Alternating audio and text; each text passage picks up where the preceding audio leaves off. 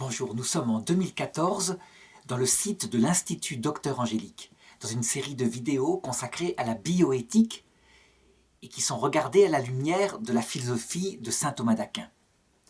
Et je voudrais aborder la question suivante. Est-ce que l'homme et la femme sont interchangeables ?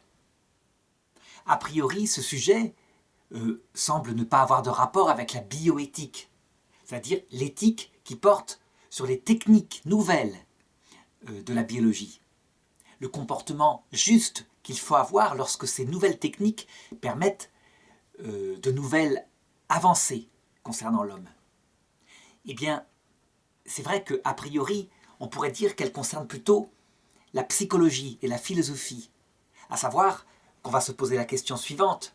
Est-ce que la psychologie de l'homme et de la femme, est-ce que leur rôle par rapport à l'enfant, est-ce qu'il est totalement égal?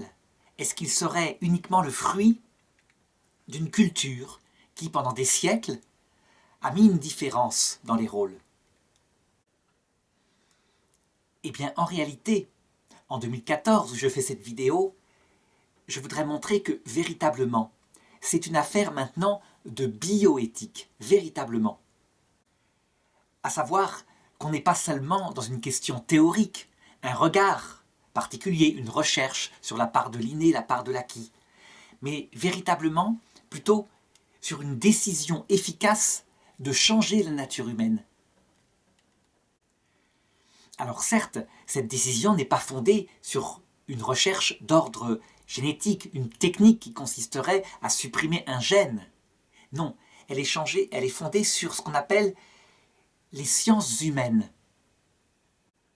Ça veut dire que en 2014, dans certains pays européens et en Amérique, certaines techniques de psychologie concrètes veulent être appliquées sur des enfants afin, véritablement, de changer en eux ce qui est décidé comme étant uniquement des apports culturels, des a priori.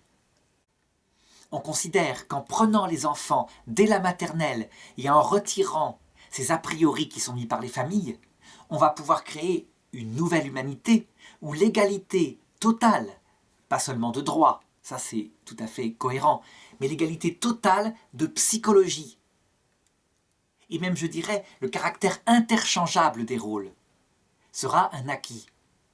On entre donc bien dans l'idée qu'on peut, en prenant l'enfant tout petit, je dirais changer ce qui paraît pour certains être la nature humaine. Alors, avant de voir en philosophie s'il y a une différence de psychologie, une différence générale entre les hommes et les femmes, il faut d'abord retracer l'origine de cette nouvelle idée. Je dirais qu'elle vient précisément dans la génération de mai 68. Elle n'aurait certainement pas pu venir avant, dans les autres conceptions de l'homme qui, au XIXe et au XXe siècle, ont voulu créer un homme nouveau. Il faut rappeler qu'au XIXe siècle, l'homme nouveau, qui était rêvé d'abord, c'est un homme qui trouverait le bonheur par son enrichissement matériel, d'où l'invention du capitalisme pur, un système qui permettra efficacement, croit-on à l'époque, l'enrichissement. À la fin du XIXe siècle, on essaye de trouver une finalité plus grande que l'argent. Et c'est le culte d'une gloire communautaire, la patrie en l'occurrence, qui est mise en avant. Et on pense véritablement qu'on peut changer aussi la nature humaine, qu'on peut la changer en l'identifiant à une race supérieure. C'est le sommet de ce deuxième âge, avec le nazisme. Le nazisme qui pense véritablement que la race germanique doit s'imposer au monde, parce qu'elle est l'humanité au sens littéral du terme, le reste étant dégradé.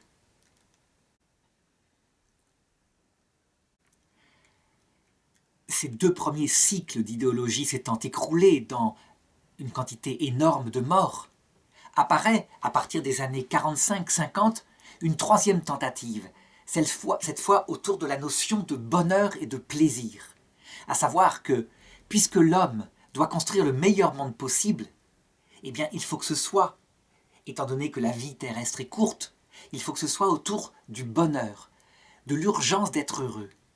Au début, ça se réalise dans la possession de biens, dans la consommation, dans l'augmentation du niveau de vie, et à partir de 1,68 m dans la liberté de chercher, selon toutes ces pulsions individuelles, dans la mesure où elles ne viennent pas écraser trop la liberté d'autrui. Je dis écraser trop parce qu'il y a certaines libertés tout de même qui sont considérées comme intolérantes, comme par exemple l'exigence d'un conjoint, de la fidélité de son conjoint. Et là-dessus, il y aura des tentatives pour faire de l'adultère quelque chose qui ne soit plus une faute. En tout cas, il s'agit de la liberté individuelle, et donc, quelle que soit sa pulsion, si elle vient d'un adulte, qu'elle respecte un autre adulte, eh bien, elle devra être tolérée, respectée. Donc la notion de tolérance devient essentielle. Et la tolérance va s'établir particulièrement sur les petits groupes minoritaires, ceux qui justement ont été persécutés par les nazis, comme les homosexuels, mais aussi persécutés, ça depuis des millénaires, estime-t-on, les femmes. On veut au départ, parce que c'est une pensée humaniste, on veut au départ établir un vrai respect pour les différences. C'est une forme d'égalité dans les droits. Mais très vite, cette notion d'égalité, qui est un concept, va se trouver exaltée. Exaltée par un groupe minoritaire qui pense que l'égalité de droit ne suffit pas, qu'il y a une égalité totale de nature, que toutes les différences qui habituellement sont enseignées, comme par exemple les hommes seraient plus du côté de Mars, de la conquête, les femmes plus du côté de Vénus, sont des différences mises par l'éducation parentale à travers toutes sortes de pratiques. Par exemple, on offre aux petites filles plutôt des poupées jolies, des dinettes. On offre aux petits garçons des voitures. Eh bien, ce sont ces a priori mis dans les enfants dès leur premier âge qui créent cette différence psychologique qui est purement un cliché. Cette théorie pourrait être discutée en philosophie. Mais très vite, ce petit groupe de penseurs va vouloir l'imposer au niveau des cours de biologie. Et donc en France, dans les années 2013, il y aura des décrets qui essaieront de faire que la théorie du genre, l'égalité totale en nature des sexes, leur côté interchangeable aussi, doit être enseignée en biologie. Évidemment, devant la révolte des professeurs de biologie, finalement, ce cours est délégué à d'autres matières comme la philosophie, la psychologie. Cette théorie va prendre un aspect de plus en plus pratique à l'occasion de l'établissement dans certains pays du mariage homosexuel. En l'occurrence, ici, on entre dans un côté pratique. S'il y a mariage, échange des consentements. Il y a donc normalement possibilité d'adopter, d'élever des enfants.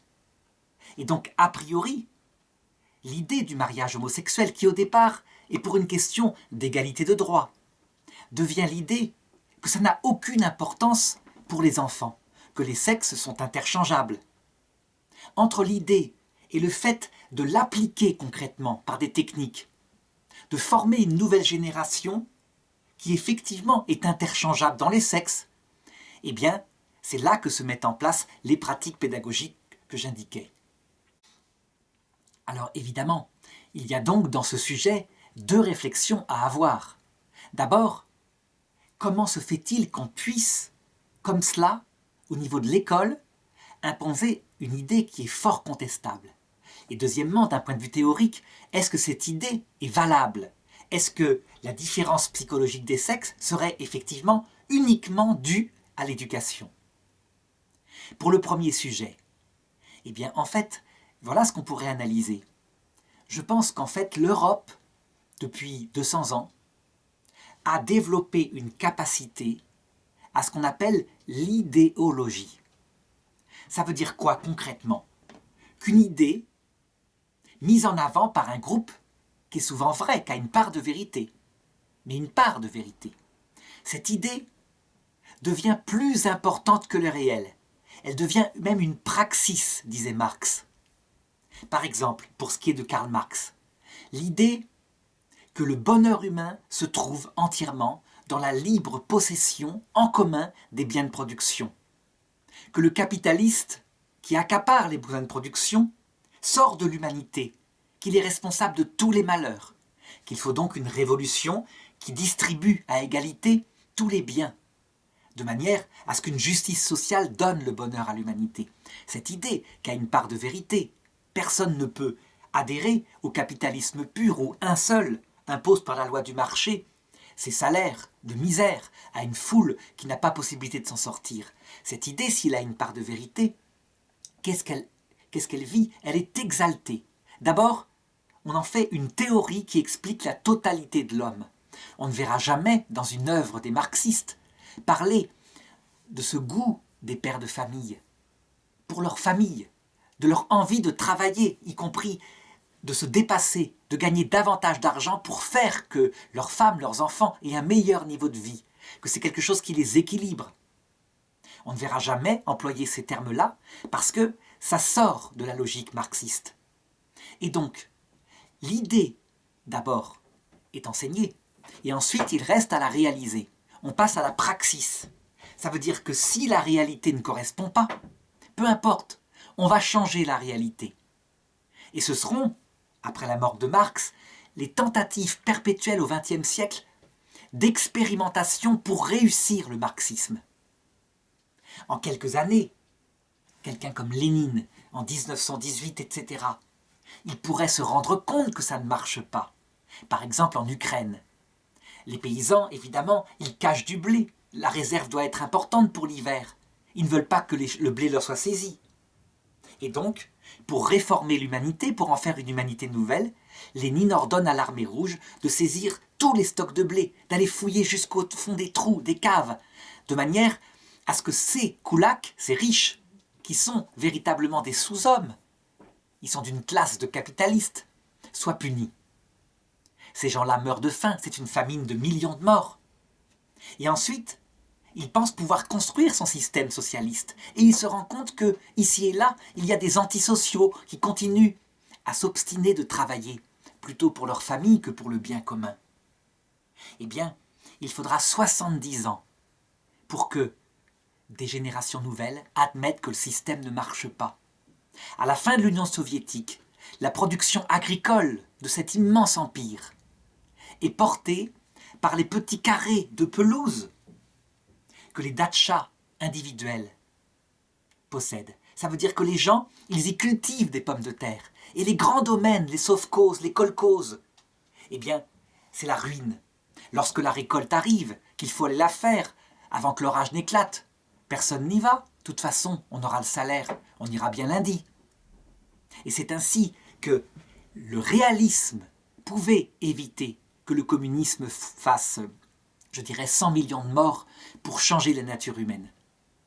Eh bien, ce mécanisme-là, ce mécanisme de l'idée et de l'oubli de la réalité, on peut dire qu'il va passer pour bien d'autres systèmes idéologiques au XIXe et au XXe siècle.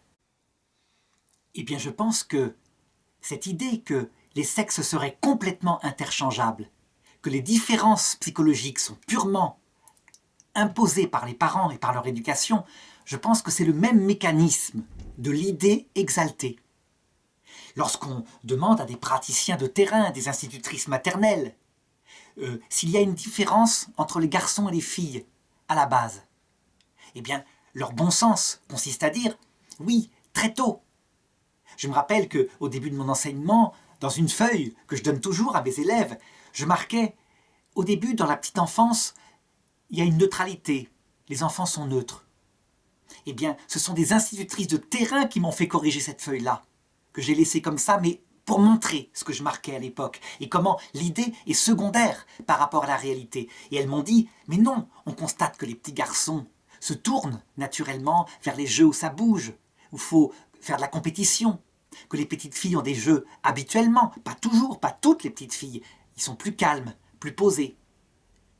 Alors, elle disait, c'est vrai que ça ne marche pas à 100%, qu'il y a toujours une part, peut-être 10 ou 15%, qui, pour les petites filles, vont aimer les jeux où on se poursuit, où on est agressif, et inversement pour les petits garçons. Mais globalement, il n'y a rien à faire. Les jeux se différencient très vite. Alors on pourrait dire, ça vient de la pression qu'ils se font entre eux, par le ridicule. Mais non, je parle d'institutrices maternelles. Je parle donc à un moment donné où il n'y a pas encore cette part du regard d'autrui. les personnes de bon sens sont méprisées dans cette histoire. Elles ne sont pas assez intelligentes parce qu'elles regardent la réalité. Tandis que les grands pédagogues, les grands penseurs, ils ont une idée intellectuelle extrêmement bien formulée, avec des thèses qui font des centaines de pages. C'est eux qui sont intelligents. Et c'est comme ça que ça se passe en Europe. Depuis un certain temps, l'idée est première, la réalité est seconde, c'est le mécanisme de l'idéologie. Alors on pourrait dire ici, et c'est le deuxième point que je voudrais traiter, mais non, en fait c'est la résistance des vieilles pratiques, des vieilles traditions. Il y a des choses qui ont été vraiment changées par justement cet aspect culturel. Par exemple, les femmes au XIXe siècle étaient considérées comme inférieures et ne pouvaient pas voter. Elles n'avaient pas le droit de prendre des décisions toutes seules. Elles tombaient en pâmoison souvent dans les milieux bourgeois. C'était la mode, elles étaient fragiles. Et puis, on voit bien qu'en changeant la civilisation, en changeant la pensée, tout ça a disparu. Les femmes sont fortes, elles sont chefs d'entreprise, etc. Donc, il y a une part de vérité dans cette théorie du genre et de l'altérité du changement possible des sexes. Il y a donc une part de culturel, effectivement. Toute la question, c'est de savoir s'il n'y aurait pas aussi une part d'inné. Et ça, c'est ce que l'idéologie nie. Eh bien, pour ce deuxième sujet, là, il faut évidemment regarder la réalité. Et d'abord considérer que la psychologie humaine ne fonctionne pas comme la physique. Ça n'a rien à voir. Dans la physique, si par exemple je prends cet objet, que je le lâche, à 100% des cas, il tombe par terre. La psychologie humaine, ce n'est pas comme ça. C'est du 80%. Et je dis ça en gros. Ça veut dire que, en semblant donner un chiffre en pourcentage, on a l'impression que je veux me donner un aspect scientifique. Non, c'est à la louche. Parce qu'en réalité, les statistiques sont souvent aussi à la louche. Elles sont biaisées. Elles se donnent un air scientifique. Le regard philosophique constate que la plupart des femmes sont plutôt comme ça, la plupart des hommes plutôt comme ça, je crois, n'est pas moins réaliste que cette nouvelle science qui veut tout vérifier par statistiques. Je voudrais donner un exemple qui arrive ici en 2014. Le président français, François Hollande, et c'est un exemple qui servira, je pense, peut-être un siècle, est surpris en train de sortir du palais de l'Élysée en mobilette pour rejoindre sa maîtresse. Et il a par ailleurs une compagne qui est à l'Élysée et que visiblement il délaisse. Sondage fait le soir même avec des instituts qui passent au téléphone. 85% des Français disent que ça ne changera aucunement leur opinion sur François Hollande, sur sa politique, et que d'autre part, c'est un sujet privé qui ne les intéresse pas. Et les médias sortent ce sondage fantastique, en montrant que les Français sont intelligents, qu'ils distinguent bien la vie privée d'un côté, la vie publique de l'autre. La compétence publique est autre chose, effectivement, que la vie privée. On préfère un pilote de ligne qui trompe sa femme et qui sait piloter l'avion, qu'un pilote de ligne fidèle mais qui ne sait pas poser un avion. Et voilà que, la semaine suivante, sortent les magazines qui montrent les photos de ce président sur sa mobilette avec son casque. L'édition de ces journaux est multipliée par 3, par 4. Ce sont des centaines de milliers qui sont vendus. Au point que Closer, la revue qui a sorti l'affaire, ne sort pas de numéro la semaine suivante, mais ressort encore son premier numéro. Ça manifeste clairement ce qu'on peut appeler le caractère relatif des statistiques. Les gens disent bien ce qu'ils veulent, en fonction de ce qui les interroge, en fonction du prêt-à-penser. Et donc, il faut plutôt regarder la réalité. Alors, il y a des pays sur cette théorie de l'interchangeabilité des sexes qui ont été en avance. Ce sont les pays nordiques. Ils sont extrêmement libéraux, ils sont un peu l'avenir. Et voilà qu'on apprend que la Norvège, au moment où la France essaye d'établir cette théorie du genre au niveau des petites écoles, la Norvège y renonce. Pour quelle raison ? L'observation de la réalité. Dans ce pays, la femme est libérée depuis plus de 50 ans, véritablement. L'égalité est acquise. L'égalité des formations, l'égalité des traitements, l'encouragement à avoir des métiers. De toutes sortes. Or, les autorités constatent que là où les femmes sont libérées, donc dans le pays, elles choisissent spontanément plutôt des métiers comme institutrice, infirmière, médecin, des métiers où il y a des relations humaines, que des métiers comme analyste chimique, chercheur en sciences physiques, mécanicien automobile. Pourtant, mécanicien automobile, c'est plus comme dans le temps, il n'y a pas à soulever des trucs très lourds, c'est souvent des cartes informatiques. Et ces autorités constatent que là où les métiers sont choisis à égalité avec les hommes, par exemple l'armée dans les commandos de choc, ou alors des métiers comme ouvrier, terrassier. Ce sont les pays où il y a de la misère, où les femmes ne sont pas libres. L'Union soviétique, par exemple, pendant la Seconde Guerre mondiale, les femmes pouvaient être dans les commandos de choc, elles faisaient l'armée. Israël, qui a voulu, par manque d'hommes, faire la même chose, à partir de sa fondation en 1948, eh bien, les femmes continuent de faire leur service militaire. Mais Israël les a mis dans des tâches particulières. Certainement pas les paras de terrain. Par contre, elles peuvent faire de très bonnes pilotes de chasse, pilotes d'avion, etc. Tant que c'est de loin. Mais visiblement, il y a des goûts qui sont différents, des choix qui sont différents là où la femme est libérée. Et donc la Norvège, confrontée à cette réalité, décide d'admettre qu'il y a effectivement des orientations différentes parce qu'il y a des passions générales différentes.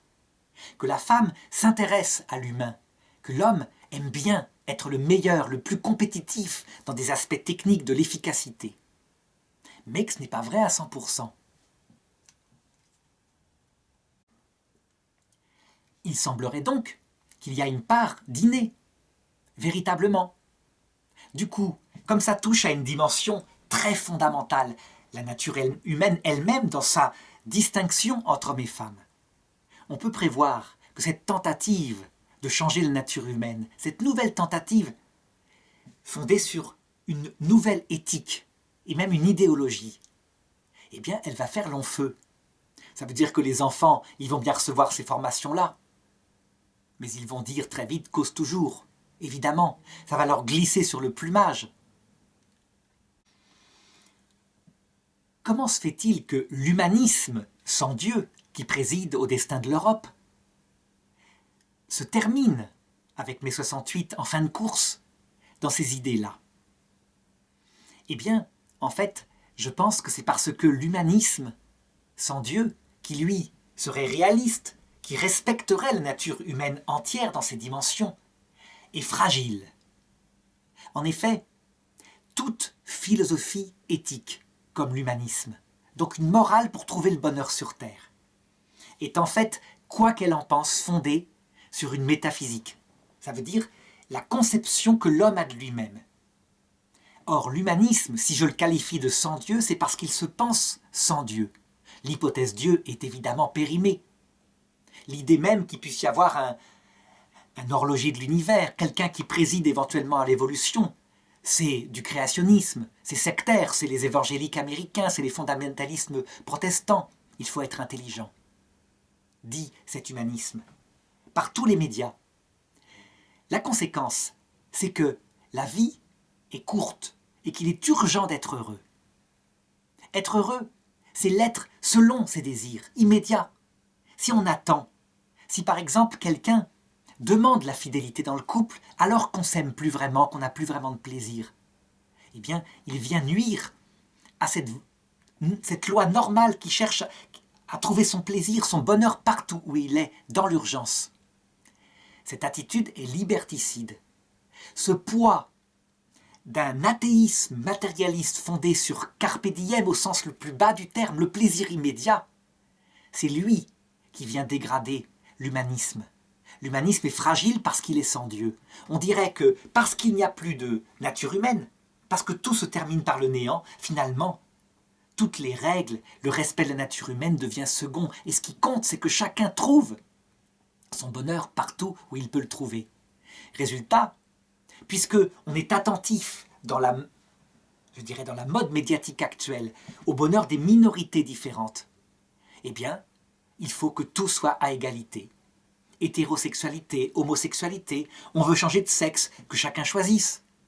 liberté absolue et tolérance exigée. S'il y a quelqu'un qui prétend qu'il y a une nature humaine, suspicion d'intolérance. Si quelqu'un prétend qu'il y a une vérité, ça veut dire une réalité qui s'impose à 80% par exemple, c'est la psychologie. Attention, suspicion d'intolérance.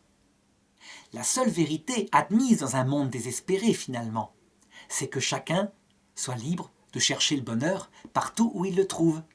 Et donc, pour ce bonheur, il faut changer la pensée des enfants. On est dans un mécanisme idéologique. Cet humanisme, peut-être, triomphera un jour. Mais ça commence à être inquiétant. Parce que, finalement, en 2 siècles, toute une série d'idéologies ont été expérimentées. Je disais, le capitalisme pur, la loi du marché donnera le bonheur, le communisme, la distribution égale des biens de production donnera le bonheur, le culte de la patrie, l'amour pour la France qui va établir son intelligence sur le monde entier donnera le bonheur au monde, le culte de la race, là c'est la dégradation la pire, le culte de la consommation, le culte du plaisir sexuel, et maintenant, le culte de l'interchangeabilité des sexes.